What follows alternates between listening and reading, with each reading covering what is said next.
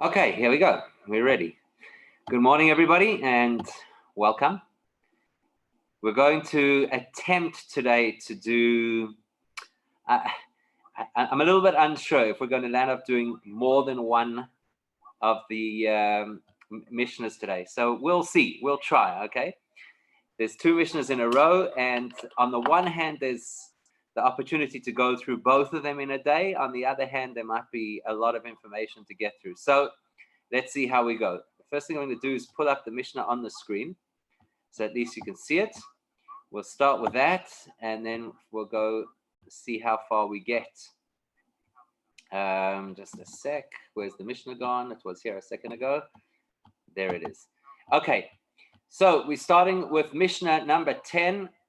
This is the first perek, the first chapter of Pirkei Avos, the 10th Mishnah. Shemaya ve'Avtalion kiblu mehem. Shemaya and Avtalion received the oral tradition from their predecessors, who were Shimon ben Shetach and Nitai ha'Arbeli. Shemaya oimer. So the first thing we're going to learn is a teaching of Shemaya. Ehoiva samelocha, love work, usena es harabonus. Don't get excited. Hey, some people think when they see this, they think that means that you should hate being a rabbi, rabbonus, because that's how we translate it in modern terms, right? The rabbinate.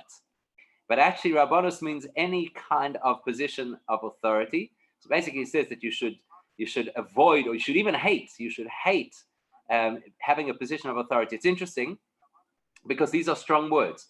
The word for work is ehoiv. You should love work.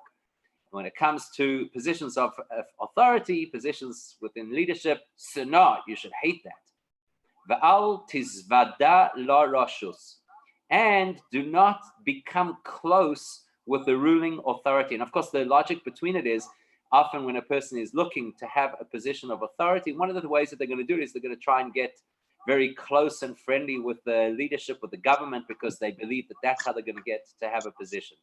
Okay, so those are the three things: love work, hate positions of authority, and avoid intimacy with the government. Okay, that's what we have learned so far. Now we'll start to unpack this a little bit and just try and understand what's going on over here. But before we can do that, before we can actually unpack this Mishnah, I think the first thing that we have to do is find out who the people are. Who are the people? Shemaya and Avtalion. They are almost, and we've seen this as a little bit of a theme, they're almost anonymous in other Torah literature outside of Pirkei Avos. You don't hear of them very often. Shemaya and Avtalion had a yeshiva system that they ran together in Israel. There's a very famous story, which you probably know, about Hillel, and how Hillel wanted to get into the yeshiva, and there was a charge. In order to get into the yeshiva, you had to pay a certain amount in order to get in, and he couldn't afford it. Very famous part of the story of Hillel's early life. So who were Shemaya and Avtalion? There is even an opinion who says that they were brothers. Shemaya, as we've seen, the first person mentioned is always what we call the Nasi, the person who's kind of the spiritual leader of the Jewish community. And then the second person who is mentioned is what we call the Av Beis Din, the person who was, so to speak, the head judiciary, the chief justice. Okay, that's typically how we've understood it so far. It's interesting, though, that there is a suggestion that they were brothers. Whether they were brothers or not physically is irrelevant, because their history is much, much more interesting. So who were these people, Shemaya and Avtalion? To get to the bottom of this story, we have to go back a little bit in history and learn about one of the most ugly periods of Jewish history, a couple of 100 years before the destruction of the first Beis HaMikdash. So you probably know this story in its most general form, because everybody knows about what's called the 10 lost tribes of Israel, right? You know, you're familiar with that, right? The 10 lost tribes of Israel. So what's the story of the 10 lost tribes of Israel? There was a fellow, his name was Sancherib, Sennacherib, as they call him in English. And Sancherib was this powerful king, and he went on this global conquest, which seemed to be quite popular in those days, global conquest. And he had a very unique method of conquering the world, where essentially each country that he would attack and invade, rather than just simply overrun the country, one of the things that he insisted on doing was to move the people from where they were to have to live in foreign lands. And his theory was very simple. If you think about it, it actually makes a tremendous amount of sense. His theory was that if you move people out of their homeland and you assimilate them into a foreign culture, eventually, obviously, those communities and those cultures are going to disappear.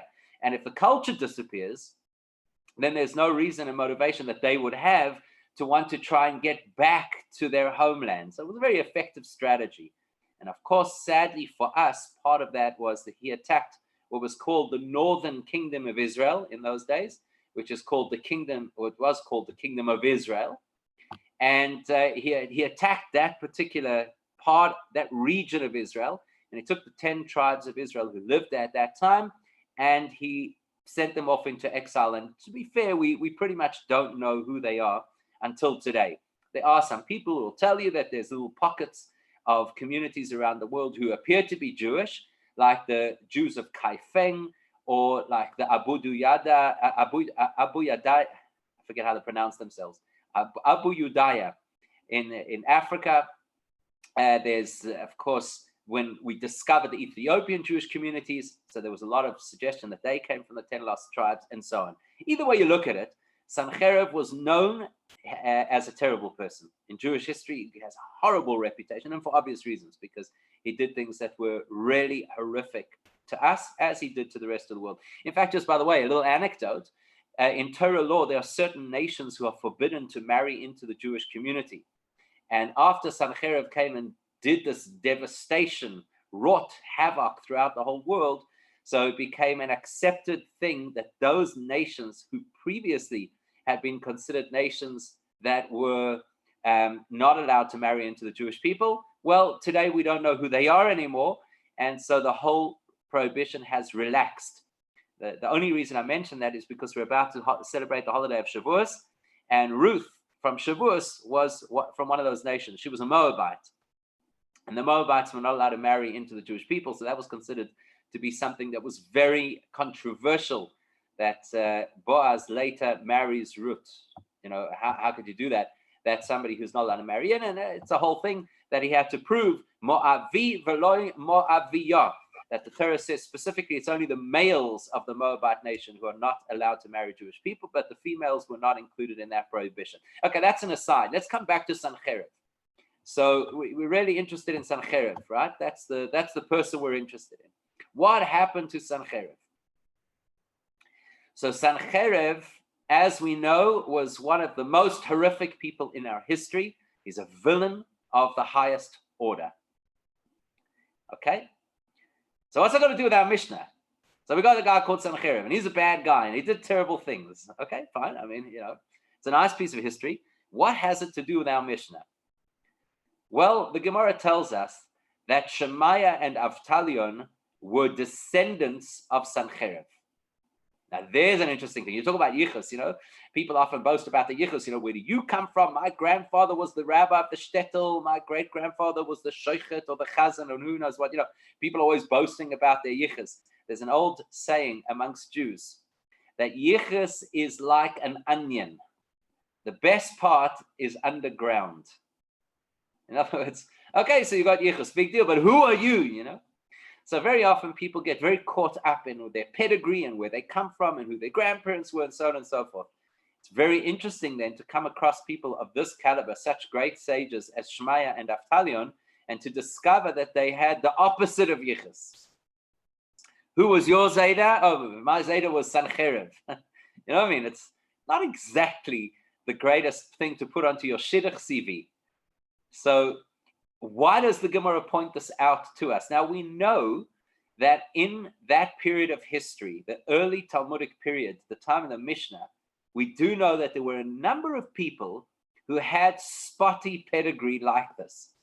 Rabbi Akiva was one of them. Rabbi Akiva, we're told, Ben Gerim, he was the descendant of converts. Rabbi Meir, right? Rabbi Meir was also one as well, where Rabbi Meir actually, according to some opinions, when it says Mi bnei banov shel Haman, the great grandchildren of Haman, I mean, you don't get more wicked than Haman, taught Torah in Bnei Brak. So some people say that's where Rabbi Meir came from. Either way, there were a number of people who were leading lights in the Talmudic world who came from that kind of background. Shemaiah and Avtalion are, in a sense, the most famous of the lot. In fact, there were some people who looked askance at them, who are you and how do you, and where do you come from?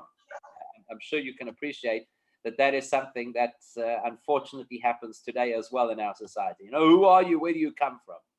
So Shemaiah and Avtalion, if nothing else, educate us about the respect that we're supposed to have for the person who goes through the conversion process. Now, the Gemara has a very harsh thing to say about conversion. Very harsh.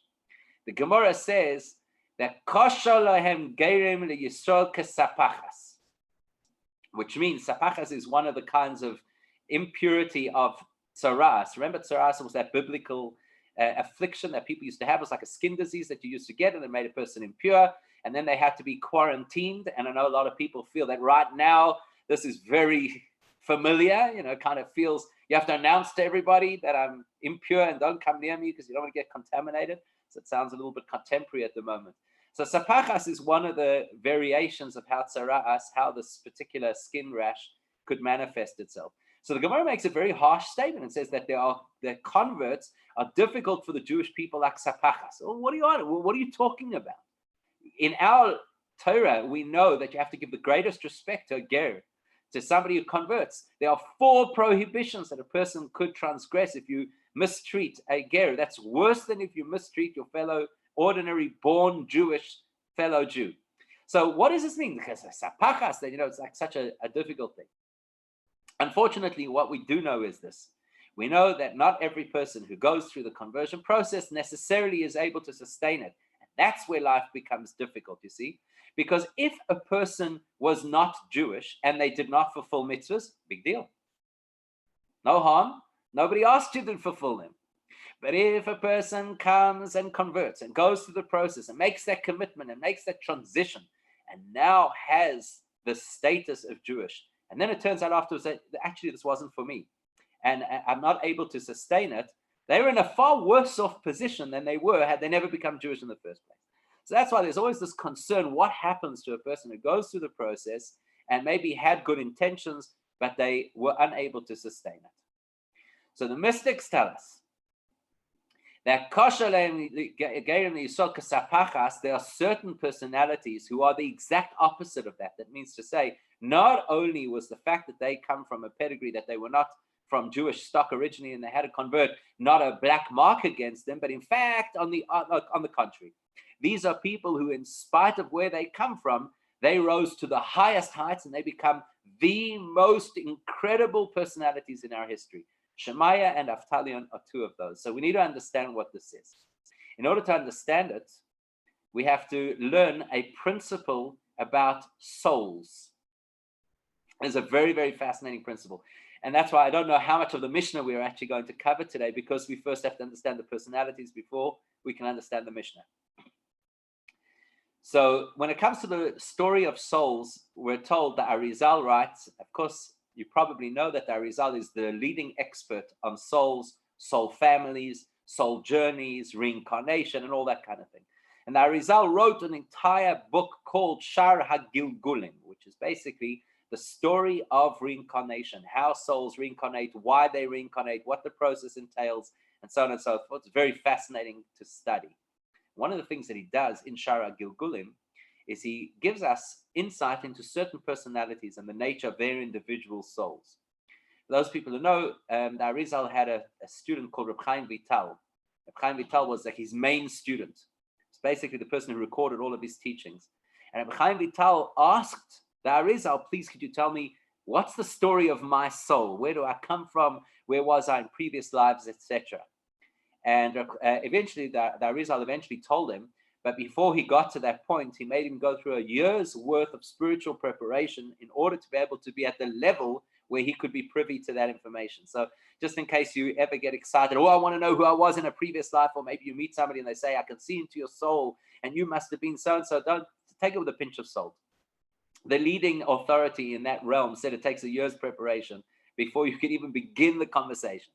In any event, one of the things that the Arizal teaches us is this, that if you took all of our souls and you put them all together, they would comprise the spiritual equivalent of the human body. So just like in the human body, obviously there are many, many parts, many organs, many limbs, many veins, etc. And they all work together as a singular organism called the human body, and they have different roles to play. It's exactly the same with our souls. And certain souls are, in a sense, more integral to the system, and other souls are, if you want, the smaller components of the system. So certain souls have an influence over all of the souls that follow. For example, Moshe Rabbeinu, Avraham, Yitzchak, Yaakov, Sarah, Rivka, Rachel, Leah, the patriarchs, the matriarchs, the great leaders of history. These are people who had critical souls. Their souls were not just about their own personal journey through life, but their souls impact all of us. And they touch all of us, and they influence us, and they inspire us, and they define us.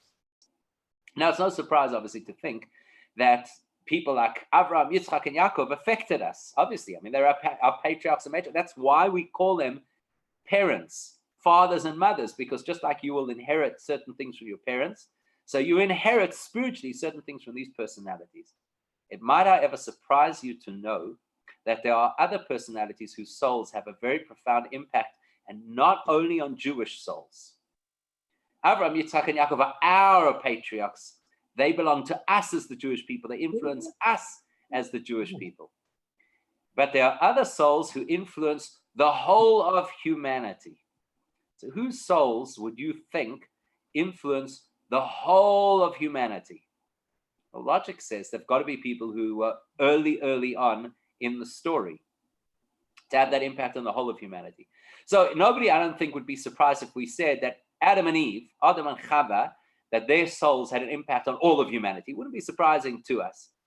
The Midrash, for example, tells us that Adam saw all of the souls of people that would live until the end of time, and he had an influence on certain people, and so on and so forth. It makes sense. He's the original. They're the originals, Adam and Chava. But here's what might be very surprising. The Arizal writes that Cain and Abel, their souls have an incredibly profound influence on every single soul that will live until the end of time. And if we look at the entire structure of all of the souls as a body, so he explains that Cain and Hevel are comparable to the two shoulders of that body. Now, this is very interesting, because what is it that makes shoulders unique? Now, every part of the body obviously has a unique role. I mean, we know that, obviously, right? How many people think during the course of the day about the value of their shoulders? Yeah, as long as your eyes work, as long as your heart is beating, as long as we're Jewish, obviously, so as long as I have the capacity to eat, that's important. How many people rarely ever think much about the role of your shoulders? It's funny, right? So what is the role of shoulders? What do shoulders do that no other part of the body can do? Interesting question, right? Shoulders do something that no other part of the body can do. What is that? Rotation, right?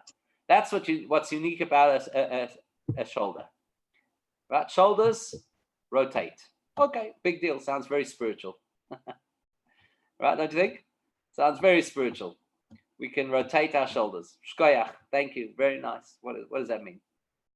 So the principle is this. The rotation of your shoulder allows your arm to reach all the way down, to grab something even from the floor, and to then lift it all the way up, even above your head. That's what a shoulder can do. And so the implication of shoulders in spiritual terms is that this is the part of the system that, if it's not guided, will go all the way down into the lowest realms, into the lowest behaviors.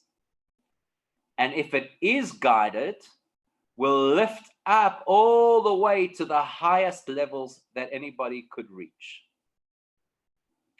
Based on that, the Arizal says that all of our souls either belong to the Cain camp, or to the Hevel, to the Abel camp. You can pretty much divide everybody of the whole of history into those two camps, which would be similar to the difference between the right and the left arm, a dominant arm and a weaker arm. Now, the difference between a dominant and weaker arm is obviously that if you had to pick something up, which hand are you going to use to pick something up? You're going to use your dominant, right? Because it's a stronger hand. That's typically what you're going to use. Even now, as I'm talking, I'm suddenly conscious of the fact that I'm using my right hand a lot to express myself, right? Because I'm right-handed, so that's what you do, dominant hand. So your dominant hand is the one that has the greater opportunity to lift. It's more powerful, it's more common to use. It's the one that's going to lift. That is what we call the hevel shoulder. The hevel shoulder is strong enough that it won't fall so badly, and it will be able to lift more easily. Whereas the kayin shoulder, that represents the weaker arm. So the weaker arm, in a sense, means it will fall more dramatically, But here's the chap. The chap is that anything that falls more dramatically always has the potential to bounce back more dramatically.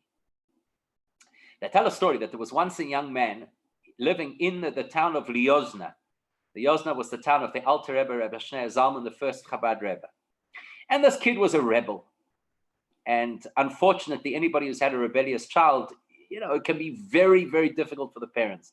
And it ate his father up that he was a rebel. Now, in those days, what did it mean to be a rebel? He didn't have a Snapchat, and he didn't go out to jolling on a Saturday night. What exactly did you do to rebel in those days? So this particular young man, he had a very strong interest in horses.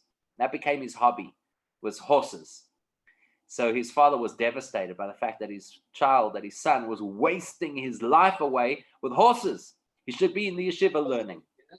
Anyhow, he couldn't get anywhere with him. He couldn't get through to him. And of course, who dealt with horses was the local Russian peasants. In other words, it wasn't a very great environment to hang out. It wasn't a very healthy environment. So one thing led to another, and that involvement with horses. Anyhow, so the father was most concerned. And he really wanted to take his son to the Alter Rebbe in order to get him to meet with Alter Rebbe. Maybe the Alter Rebbe could speak some sense into him. And now the kid wasn't interested in going. And he tried this method and that method. Eventually, he came up with a ploy, and he got this boy into the Alter Rebbe's room. And now he had that much respect that obviously if he's standing face to face with the rabbi, he's not going to run out, even though he really did not want to be there. So the Alter Rebbe, he's waiting, he's bracing himself. He's going to get Musar now, and he's going to get over the head, and he's going to be told how bad he is and how secular he's become and how he's rejected the Torah. He's waiting for the storm. Alter Rebbe says to him, I believe that you're interested in horses. Okay. He was very surprised to hear this. So he says, yes, in fact, I am. He says, tell me about it. So the guy starts to tell him about this and that, this interest and that kind of horse and whatever. And eventually gets to the point where he boasts. He says, and I have the fastest horse in the whole region. So the Alter Rebbe says to him, are you not afraid? He says, why should I be afraid?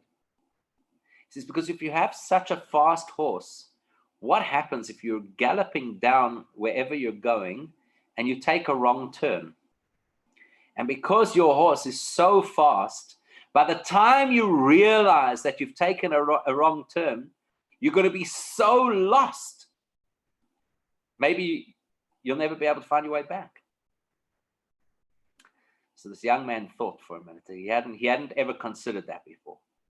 He hadn't considered it. So he thought, and eventually he said, and it's much richer in Yiddish, he says, yes, but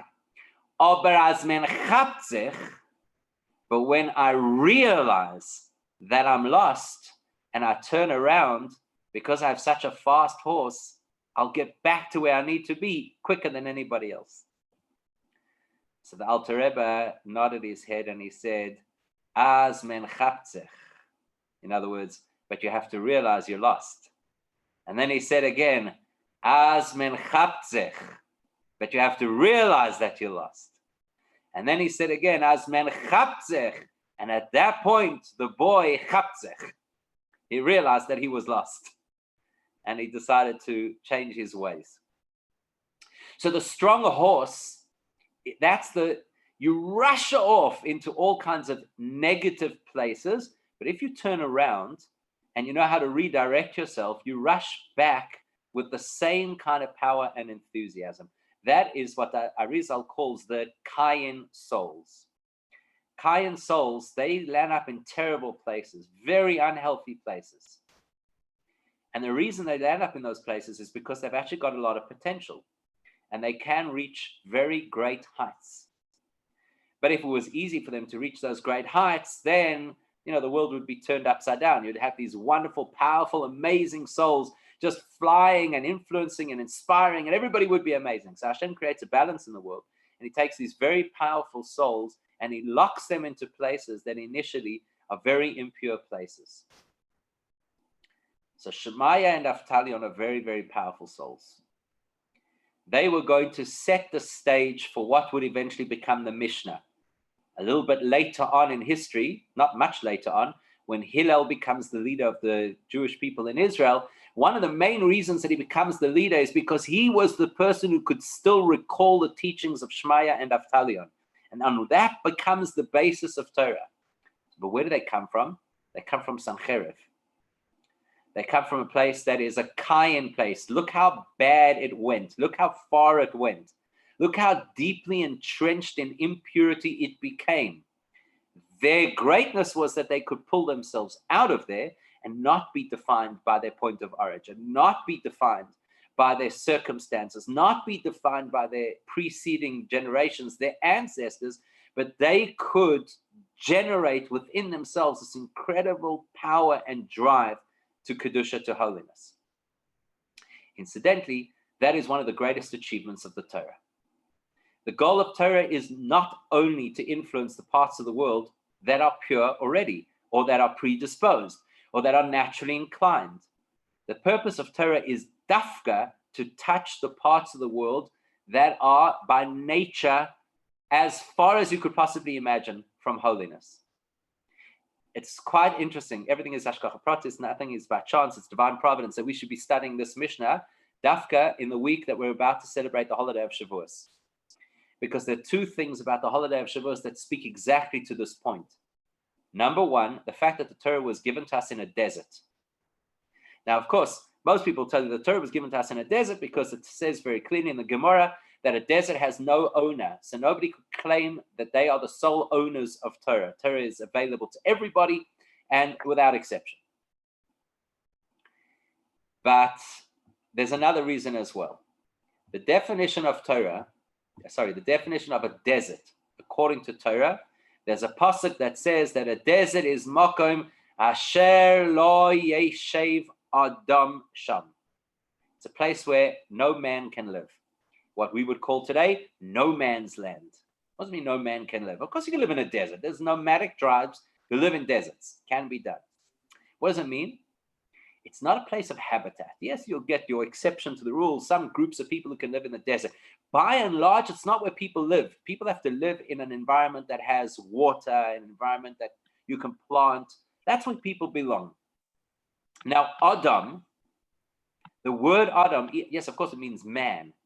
But Adam also refers to Hashem. We know the famous vision that the prophet Yechezkel had was Adam she'al hakisei. He saw the form of a man sitting on the divine throne. What we call in Kabbalah and Hasidus, Adam ha'elyon, the supernal man. So what's a desert? It's a place where there's no man. It's a place where there's no godliness. It's a place where there's no holiness. It is bereft of meaning. It is bereft of holiness. Why was the Torah given there? To teach you the power and the goal of Torah. The power and the goal of Torah is not only to influence we who are predisposed, we who do what, we're inclined. That's not the purpose. The purpose of Torah is to be able to have an impact on the world in its unfinished form, on the world in its ugly form. That's the purpose of Torah. The second thing that illustrates the same point is that we're told that when Hashem said, Anoichi Hashem Elokecha and Lo Yeh Lecha, the first of the two Aseres Adibros, first two commandments, which incorporated within them all the other commandments, as Rashi says, something that the human ear is unable to hear. So it says in Parashas Va'eschanan, where the Torah repeats the story of the giving of the Torah, it says there that Kol Gadol V'lo Yosef, the sound that was announced, the sound of Hashem speaking at Mount Sinai, was a great voice that did not stop. One of the commentaries, what does it mean it did not stop? It filtered immediately into every spoken language. In other words, that the Torah is not only for us in Hebrew, us with Lashon HaKodesh, with a holy language, but the Torah is to impact the entire world as well. So this is the uniqueness of Shemaiah and Naftalion, that these are these people who had an impact on a Sancherev kind of a reality, to be able to elevate that part of the world to come close, not only to be part of the Jewish nation, but to be leadership within the Jewish nation. With that in mind, we can understand the first teaching that Shemaiah teaches. He says you should love work. And then he continues to Snois Harabonis that you should hate a position of power, which basically is saying is you should hate to have the position handed to you. By the way, have you noticed the theme? We've had a number of people already in this first chapter who keep saying, get away from leadership. Don't be a leader. Yeshua ben Prachya said it. We saw it a few times. Don't be a leader. That's not what you want to be. So likewise over here, you have the same feeling. Don't be a leader. Don't look for the opportunity to be a leader. If it's offered to you, great. But his first lesson is incredibly profound. His first lesson is Ehoiv es hamelocha. You should love work. What does that mean? Ehoiv es hamelocha. You should love work. Let's be honest. Do people love work? The Gemara uses an expression, avda behefkera nichale, that a person who is a slave would much rather be hefker, would much rather be without responsibilities. The Gemara uses that in a literal halachic legal framework, that if you have a person who's a slave, they would do anything in their power not to be a slave. However, in Torah language over the course of time, avda behefkera nichale has become almost a comment on human psychology that eventually was translated into a bumper sticker. Remember, the old days there used to be something called bumper stickers. So there used to be a bumper sticker that was called, they used to say, I would rather be playing golf. That's avda be'efkera nichale. I would rather not be working. Rather not be working. I suppose it's part of the huge debate right now, not so much in this country for different reasons, but in the United States, for example, the huge debate, open the economy or keep the lockdown. So many of the people who want to keep the lockdown, as it is already believed that it should be a welfare state, right? You should be providing for us. Who says that work is actually a value, right? We have needs, we have rights, you should provide for us. Whereas the other argument says that work is a value. The Midrash tells a story that when Hashem promised Abraham that he would give him this incredible portion, this incredible land that would be for him and his children ad olam forever. So Abraham went for a tour of the region. Torah says clearly he went up and down the countryside. And eventually the Midrash tells us he got to a place called Tzor, which is Tyre, eventually became Lebanon. And when Avraham Avinu got to this place called Tzor, he saw that the people there did not have a work ethic. They expected things to be given to them. They didn't have a work ethic. So Avraham immediately went to Hashem and he said, please Hashem, let this not be the portion for my children.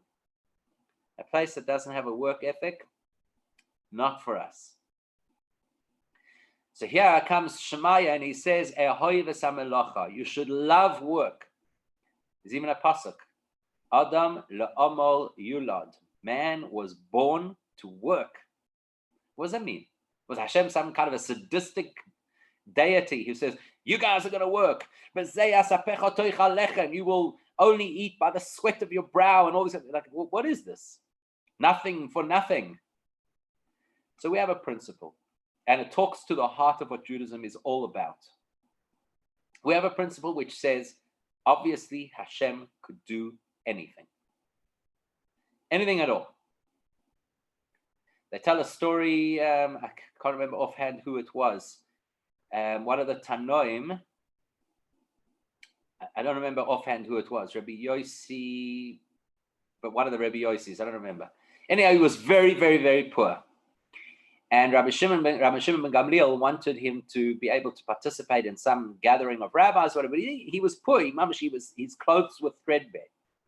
So Rabban Shimon ben Gamliel said, I'll send you a nice cloak to wear so that you can come and participate in this gathering. I think it was Rabbi Yossi Bar Chalafta. I think that's what it was. So he says to Rabban Shimon ben Gamliel, he says, let me show you what's going on over here. He invites him into his house. His house was not exactly a house. It was a hole in the wall.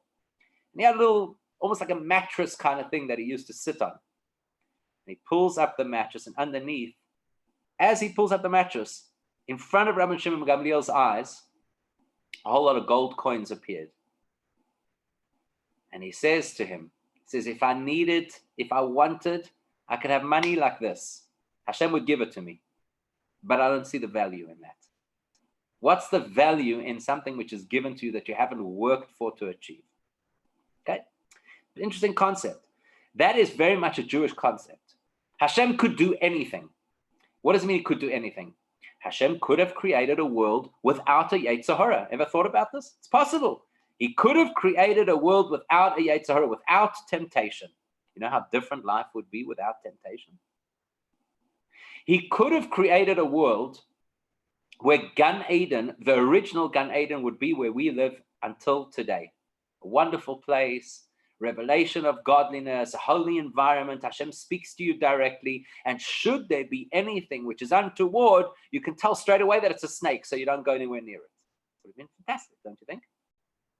If Hashem wanted to, he could have, when he took the Jews out of Egypt, that could have been the one and only exodus ever, and we would never have gone back into exile, into Golus ever again. He could have made Moshe Moshiach, we would have gone into Israel, and Shalom, that's it. It would have been great, happily ever after. If Hashem wanted to, he could have made it that every single morning you get up in the morning and you say, Baruch Atah Hashem, Shenosan li parnasa, or something like that Hashem gave me livelihood. That's it. Your bank account would fill up. Wouldn't that be wonderful? I can imagine a lot of people who would love that concept. Your pantry would fill, your bank account would fill, your wardrobe would change every day. Fantastic. I think some people believe that that's what Mashiach's going to be like. You know, we worked so hard, Mashiach's going to come, that we're going to just download clothes off the internet. It's going to manifest in our wardrobe and it's going to be fine. Never have to cook a meal again. It's all just going to grow in the fridge. I don't know what people think. So the concept of melacha, of work, is described in the Zohar as follows. The Zohar says that you don't want to have nama de chisufa. You don't want to have the bread of shame. The bread of shame is where things are given to you and you have no sense of achievement. The way that Hashem created the world is that he wanted us, one of the explanations that's given why he created the world is lehetiv livruav. Because teva hatoiv lehetiv, the nature of someone who is good is to share goodness. Therefore Hashem created a world lehetiv livruav, to share goodness with us. What does it mean to share goodness with us? You have a child. Do you want to share goodness with your child? Without a question. Obviously. What else do you want to do? Obviously, you want to share goodness with your child. So what does it mean share goodness with your child? So some people unfortunately misinterpret and think that to be good to my child means to give my child whatever they want, whenever they want, on their terms. We have a nice word for this in English. It's called spoiling. And the word is so apt. What does it mean to spoil your child? Well, because you're going to bring up a child who's going to be a brat. No, you're spoiling them because you rob them of the opportunity to achieve, to earn. The most incredible gift that you can give to a child is to say, if you do X and Y, you earn. Not because you want your child to be disciplined, because you don't want people to look at you askance and say your child is a terrible person. You want your child to earn because there's a value in earning, because it's a rich experience. Look at the difference between the person who wins the lottery or the person who builds a business from the bottom up. Winning the lottery is amazing until you win it. Not that I'm talking from experience, but that's what they say. They say that the vast majority of people who win the lottery, it ruins their life. They lose their friends because now everybody looks at them differently. They often move away from where they used to live because they can upgrade to a new house. So that's why they lose friends. There's family variables you can only imagine. They won so much money and all I got was whatever. But more than that, people who win money, there's a very high percentage that they don't land up keeping it. They land up spending and overspending and losing the money in a relatively short time. That's the sad story of winning the lottery. Why? Because if you don't work for something, you don't value it. That's what Shmaya is telling us. It's not saying you should work, you should have a job. You should love the principle of work. That every single thing that happens in your life, every single part of your Judaism, every part of your growth, every part of your development should be work. You should love the fact that you have the opportunity to work, to gain, to achieve, to invest. On a Friday night, we say Vayichulu Hashamayim v'ha'aretz, right? We say it as part of the Kiddush, but prior to that, we also say it as part of davening. And it says in the Gemara that anybody who says Vayichulu Hashamayim v'ha'aretz na'aseh shutaf la'akadosh baruch hu b'maaseh bereishis. You become a partner with Hashem in the process of creation. You cannot become a partner in something without doing. So Hashem makes a world that is an unfinished world. And he makes people who are imperfect people so that they will constantly have something to work on. Love that. Love that. Embrace it. It's an unbelievable gift that Hashem has given us, the opportunity to be able to work, to earn, to achieve, and therefore to own and experience for ourselves. Therefore, he says, so hate a lifestyle where you are going to rise above other people, have some kind of privilege, be in some kind of special position. You should hate that. Because even if you have a role, even if you have been appointed by the community, even if you are now somebody who everybody else looks up to, that should never end your quest for malacha, to work. Because even in a position of greatness, there's still value in malacha, in working. Whether that position in greatness was something that you earned, whether it's something that you inherited, or whether it was just because of talents that are God-given that you happen to have.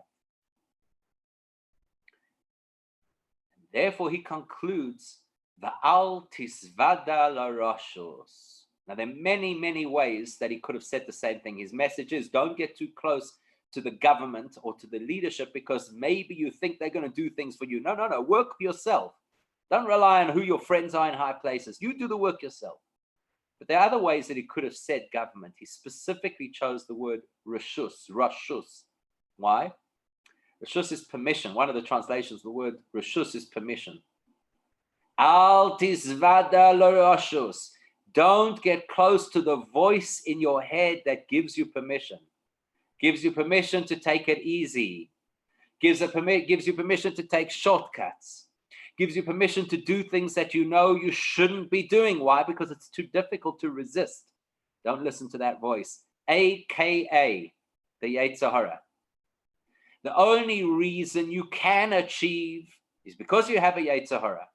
If you didn't have a Yetzer Hara, you wouldn't be able to achieve anything. You wouldn't be able to work. What would the work be? Everything would just fall into place. So don't listen to the Yetzer Hara. The Yetzer Hara is only there to give you the chance to work. The Yetzer Hara is not there to actually give you advice. The Yetzer Hara has nothing to offer you that's going to make your life better. The only thing the Yetzer Hara can do for you is tell you something that you could fight against so that there's malacha in your life. How apt for a person like Shmaya, who comes from a background that nothing came easy, that nothing was naturally spiritual, that he doesn't have the yichus and he can't fall back on his grandfather, the rabbi, or on the lineage that he comes from. He comes from Sancherev. You can only imagine how much he understood and appreciated in personal terms that the only way you really achieve is you really have to work. Unfortunately, in today's world, where everybody believes much more in rights than they do in responsibilities, and where everybody believes that others should be inspiring them, and if it's not downloadable, it's not worth anything, then Shemaya's message is incredibly, incredibly relevant and apt for us.